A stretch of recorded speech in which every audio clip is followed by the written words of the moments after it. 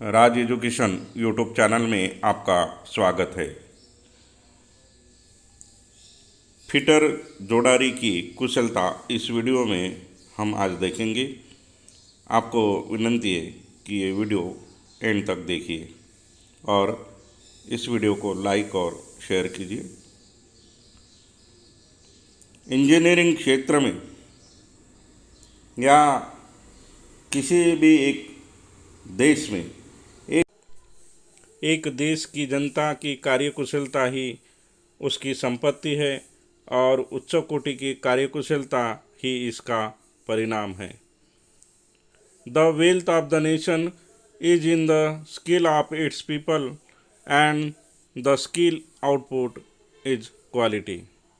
तो इस वीडियो में हम फिटर ट्रेड का इंट्रोडक्शन, फिटर ट्रेड के प्रशिक्षणार्थी में क्या गुण होना चाहिए, क्या स्किल आना चाहिए और एक फिटर ट्रेड का योगदान इस देश के योगदान में देश के प्रगति में क्या होता है, ये इस वीडियो के माध्यम से हम देखेंगे। तो पहले परिचय देखते हैं हम।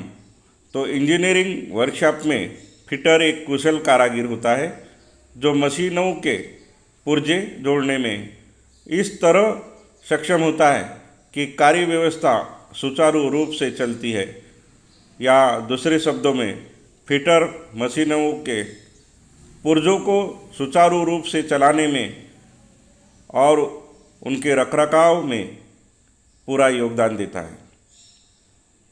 तो व्यावसायिक क्षेत्र में जो टेक्निकल फील्ड है उसमें फिटर मतलब जोड़ारी, उसमें क्या स्किल आना चाहिए। तो 3 प्रकार के स्किल होते हैं। एक होता है प्राइमरी स्किल, दूसरा होता है सेकेंडरी स्किल और तीसरा होता है हाई स्किल। मतलब हम बारी बारी से देखते हैं। तो पहला स्किल प्राइमरी स्किल यानी प्राथमिक निपुणता। इसमें फिटर को प्राथमिक निपुणता में क्या क्या अपने कार्यों में निपुण होना चाहिए। तो पहला है समस्त हैंड टूल्स तथा कटिंग टूल्स का प्रयोग करना, marking, reaming, brazing, tapping, soldering, scraping, forging, hacksawing, grinding, drilling, chipping, filing, threading, riveting, ये इत्यादि कार्य इत्यादि ये प्रोसेस इनका फिटर में कार्य करते आना चाहिए, उसमें कुशलता होनी चाहिए। ये प्राइमरी स्किल में प्राथमिक निपुणता फिटर में होना चाहिए। सेकेंडरी स्किल में है जिसे हम द्वितीय निपुणता कहेंगे। द्वितीय निपुणता प्राप्त करने के लिए निम्नलिखित सहायक ट्रेड के विषय को भी ध्यान में होना चाहिए, जिसमें शीट मेटल का कार्य, ब्लैक स्मिथी का कार्य मतलब लोहारगिरी, वेल्डिंग यानी संदाता और हीट ट्रीटमेंट यानी उष्मा उपचार, ये स्किल भी उसे आना चाहिए। ये फिटर ट्रेड में सहायक ट्रेड हैं जो काम करते समय इंजीनियरिंग वर्कशॉप में फिटर ट्रेड को ये सेकेंडरी स्किल उसे आना चाहिए, उसमें वो निपुण होना चाहिए। हाई स्किल में जिसे हम उच्च निपुणता कहते हैं, इस श्रृंखला में फिटर पूर्ण रूप से एक क्षेत्र में उच्च निपुण या दल हो जाता है। वह कारीगर उस व्यवसाय में पूर्णतः सफल हो जाता है।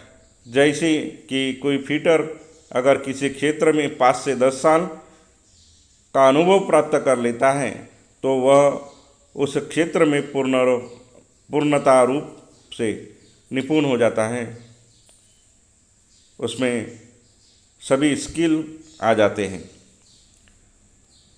अभी हाई स्किल जब हम देखते हैं तो CNC की मशीनें आई हैं, तो उसे प्रोग्रामिंग का भी समझ होना चाहिए, उसे मशीन चलाते आना चाहिए।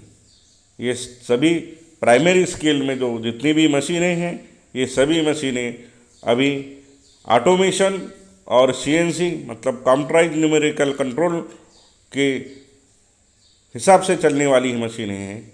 इन सभी मशीनों का ज्ञान फिटर को आना चाहिए। फिटर के प्रकार कार्य के अनुसार फिटर विभिन्न प्रकार के होते हैं, तो हम कितने प्रकार के फिटर होते हैं, तो 6 प्रकार के फिटर होते हैं।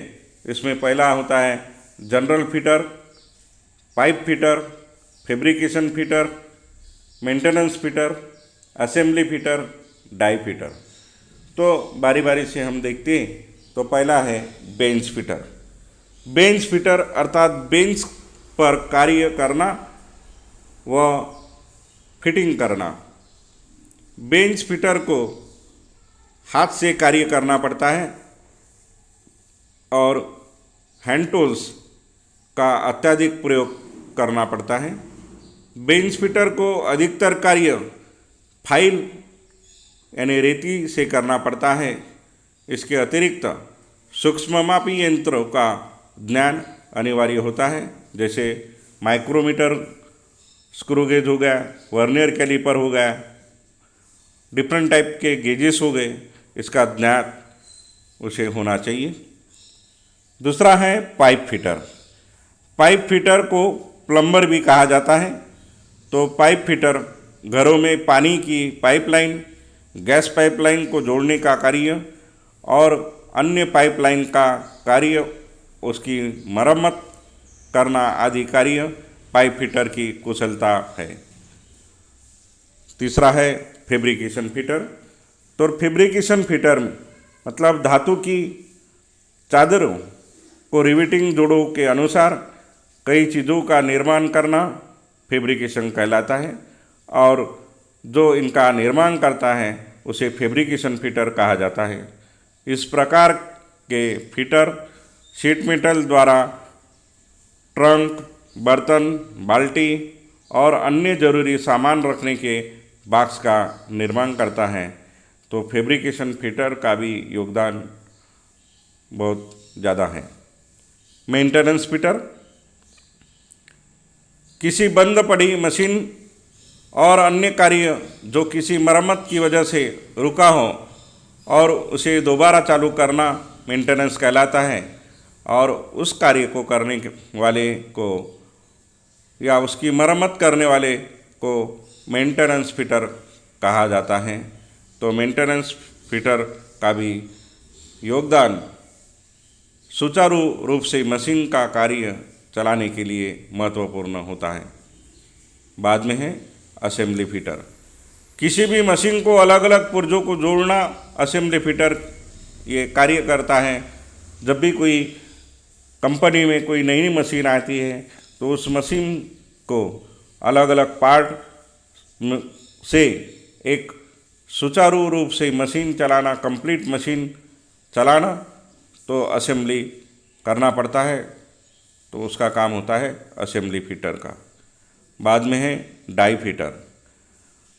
डाई फिटर डाई के द्वारा कम समय में अधिक उत्पादन तैयार किया जाता है। डाई का निर्माण या उसकी मरम्मत और रखरखाव का कार्य डाई फिटर का होता है। अच्छे फिटर बनने के लिए और क्या ज़रूरी है, किस बात के ऊपर ध्यान देना चाहिए, तो ये हम देखते हैं। ये 6 प्रकार के फिटर कंपनी में होते हैं और कंपनी की प्रगति ये फिटर और सभी जो वर्कर हैं उनके कुशलता के ऊपर डिपेंड होती है। तो अच्छे फिटर बनने के लिए निम्न बातों पर ध्यान देना आवश्यक है। नंबर 1 है, अपना कार्य शुरू करने से पूर्व ड्राइंग को 2-3 बार ध्यानपूर्वक पढ़ें और समझें। ड्राइंग के अनुसार टूडो और मशीन टूडो की सूची बनाएं, मतलब ड्राइंग के अनुसार क्या औजार लगने वाले हैं उसकी सूची बनाएं। किए जाने वाले ऑपरेशनों को क्रमबद्ध सूची बनाओ, मतलब जो भी किसी वस्तु बनाना है, प्रोडक्ट बनाना है, तो पहले ऑपरेशन कौन सा करना है ये इसका क्रम ठहराए। प्रयोग में लाए जाने वाले मशीन भलीभांति साफ करके लुब्रिकेंट का प्रयोग होना चाहिए, प्रयोग करना चाहिए।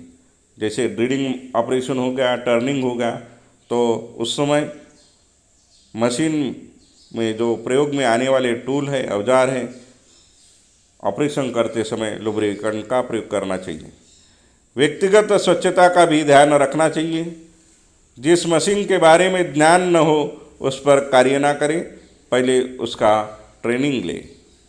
अपने औजारों और उपकरणों को साफ रखें। कार्य का माप बड़ी सावधानी से लेना चाहिए, क्योंकि जो भी मशीनें हैं वो टॉलरेंस, उस मशीन का टॉलरेंस और जो भी जॉब बनाना है वो टॉलरेंस के अंदर बनाना चाहिए, ताकि इंटरचेंजेबिलिटी ये प्रोसेस की वजह से, मतलब कोई भी कंपनी में करने वाला जो भी प्रोडक्ट रहेगा, तैयार होने वाला प्रोडक्ट रहेगा, वो दूसरे जहाँ पर भी यूज हो वहाँ पे बैठे, उसे इंटरचेंजेबिलिटी कहते हैं हम। तो उस हिसाब से टॉलरेंस के अंदर, लिमिट के अंदर अपना कार्य करना चाहिए। अपना कार्य लगन से करें। मशीन पर जाब और औजार को जोर से पकड़े। कभी भी कार्य करते समय ढीले कपड़े नहीं पहनने चाहिए। कटिंग टूल और मापी यंत्र, मतलब मेजरिंग इंस्ट्रूमेंट को एक साथ ना रखें। अपने सीनियरों से, अधिकारियों का आदर करें, मतलब आपको जो भी स्किल सीखना है तो आपके सीनियर जो होंगे, इसके पहले काम करने वाली उस मशीन के ऊपर जो भी वर्कर होंगे उनका आदर रखें। जो भी कंपनी में अधिकारी होती है उनका भी आदर रखें, ताकि आपकी प्रगति में आपको वो मदद मिल सके। सभी कार्यों को सुरक्षा और नियमों का ध्यान रखना चाहिए। दुर्घटना होने पर घायल व्यक्ति को डॉक्टर के आने से पूर्व प्राथमिक चिकित्सा देना चाहिए और इसकी सूचना अपने वरिष्ठ अधिकारियों से करना चाहिए। ये सभी महत्वपूर्ण बातें फिटर को हमेशा ध्यान में रखना चाहिए और अपनी कुशलता निरंतर कायम रखना चाहिए। यह वीडियो आपको पसंद लगा, महत्वपूर्ण लगा, तो इसे अपने ज़रूरतमंद दोस्तों में शेयर कीजिए। इस वीडियो को लाइक कीजिए। अभी तक राज एजुकेशन यूट्यूब चैनल को सब्सक्राइब किया नहीं होगा तो सब्सक्राइब कीजिए, बेल आइकन बटन प्रेस कीजिए, ताकि ऐसे ही महत्वपूर्ण वीडियो की नोटिफिकेशन आपको सर्वप्रथम मिले। धन्यवाद।